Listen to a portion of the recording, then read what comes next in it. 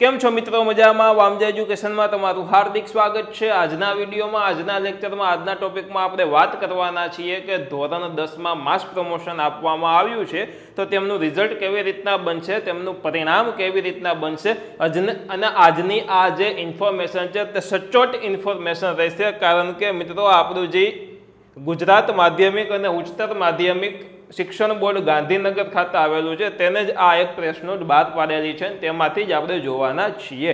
ચાલુ કરતા પહેલા જો તમે આ ચેનલને સબસ્ક્રાઇબ ન કરી હોય તો સબસ્ક્રાઇબ કરીને બેલ આઇકન દબાવો, વિડીયોને લાઇક કરો તથા આ વિડીયોને તમારા મિત્રો પરિવાર દોસ્તો સાથે જરૂરથી શેર કરો।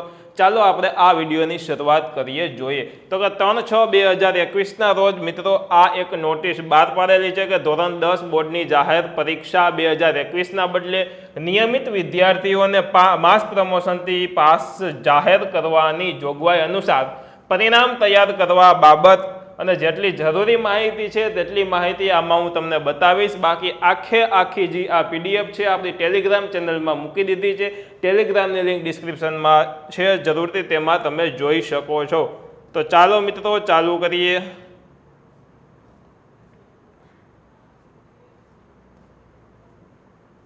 સૌ પ્રથમ માર્ક કેવી રીતના અપાશે તો કે વિદ્યાર્થીના ધોરણ 9ની પ્રથમ સામાયિક કસોટી, ધોરણ 9માં તમે જે ફર્સ્ટ ટર્મ એક્ઝામ આપેલી, પ્રથમ સામાયિક કસોટી આપેલી હતી તે કુલ ગુણ 50માંથી મેળવેલા ગુણને 40%માં રૂપાંતરિત કરેલ છે। એટલે કે 50 માર્કની જે એક્ઝામ હતી ધોરણ 9માં તેના 40% ગુણ એટલે કે 20 ગુણ। ત્યારબાદ વિદ્યાર્થીના ધોરણ 9ની દ્વિતીય સામાયિક કસોટી હતી, કુલ ગુણ 50માંથી મેળવેલા ગુણને 40%માં રૂપાંતર કરીને એના 20 ગુણ। ધોરણ 9માના આધારે 10માના માર્ક આપે છે। ધોરણ 9માં પ્રથમ સત્ર પરીક્ષા હતી તેના 40% એટલે કે 20 ગુણ। ત્યારબાદ દ્વિતીય સત્ર 50 માર્કની હતી એના 40% એટલે કે 20 ગુણ। ત્યારબાદ વિદ્યાર્થીના ધોરણ 10ની તારીખ 19/3/2021 થી 27/3/2021 દરમિયાન ઓનલાઈન ઓફલાઈન માધ્યમથી યોજાયેલ પ્રથમ સામાયિક કસોટી હતી, ફર્સ્ટ ટર્મ એક્ઝામ હતી કે ભાઈ 8 મહાનગરો છે તો આ મહાનગરોની અંદર ઓનલાઈન લેવાયેલી હતી, બાકી તમામ જગ્યાએ ઓફલાઈન એક્ઝામ લેવાયેલી હતી। તેમાં કુલ 80 માર્કનું પેપર હતું અને એમાંથી 37.5% એટલે કે કુલ 80માંથી 30 માર્ક તેમાં મૂકવાના રહેશે। જો 80માંથી 80 આવ્યા હોય તો તેના 30 માર્ક। ઓકે, ત્યારબાદ વિદ્યાર્થી ધોરણ 10ની એકમ કસોટી આપી હતી, તમે બધાએ જોઈને લખી લેતા હતા, બરોબર? બસ આ જ એકમ કસોટી, કુલ ગુણ 25માંથી મેળવેલા ગુણને 40%માં રૂપાંતર કરીને 10 ગુણ તેની અંદર મૂકવાના છે। ઓકે, અને કુલ ગુણ આવી રીતના 80 ગુણ તમારા આવી રીતના મૂકવામાં આવશે। ગ્રેડ સિસ્ટમ જોઈ લે કે કોને કયો ગ્રેડ આવશે તે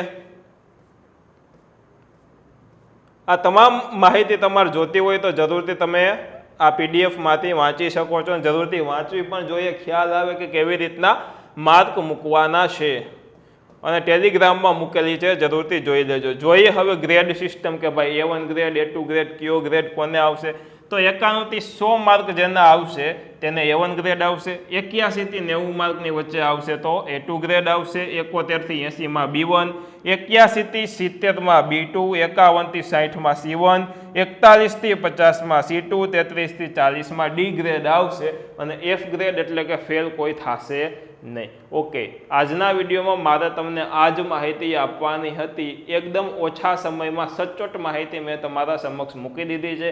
જો તમે કોઈ પ્રથમ વખત આ ચેનલમાં આવ્યા હોય તો સબસ્ક્રાઇબ કરીને બેલ આઇકન દબાવજો, વિડીયોને લાઇક કરજો તથા આ વિડીયોને તમારા મિત્રો પરિવાર દોસ્તો સાથે જરૂરથી શેર કરજો।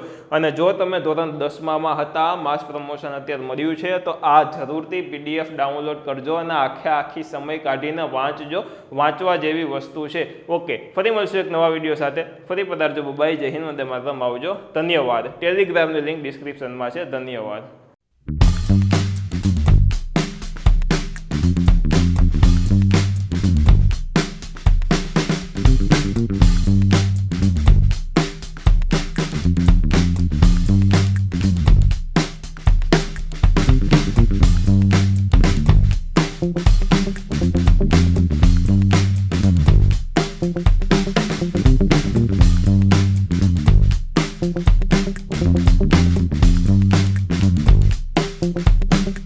Thank you.